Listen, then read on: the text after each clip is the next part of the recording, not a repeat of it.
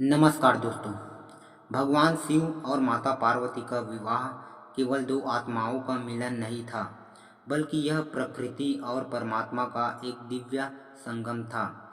लेकिन जैसे हर दंपत्ति में मतभेद होते हैं, वैसे ही शिव और पार्वती के बीच भी कई बार विवाद हुए, जो हमें जीवन की बड़ी सीख देते हैं। एक बार की बात है, कैलाश पर्वत पर माता पार्वती ने शिव से कहा, प्रभु आप हमेशा ध्यान में रहते हैं, मुझे अकेलापन महसूस होता है, कभी तो मेरे साथ समय बिताइए।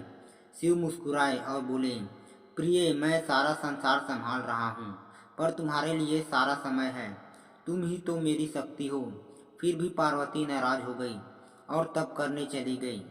एक और प्रसंग में पार्वती ने शिव से पूछा, आप मुझे सबसे सुंदर स्त्री क्यों नहीं कहते?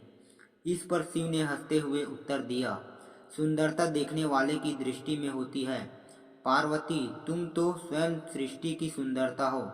इस तर्क में दोनों में लंबा संवाद हुआ, पर अंत में दोनों ने एक दूसरे की भावनाएं समझी।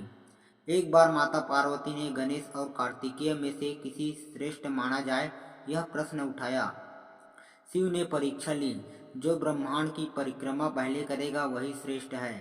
कार्तिकेय तुरंत निकल पड़े, पर गणेश ने अपने माता पिता की परिक्रमा की और कहा, आप दोनों ही मेरा ब्रह्मांड है।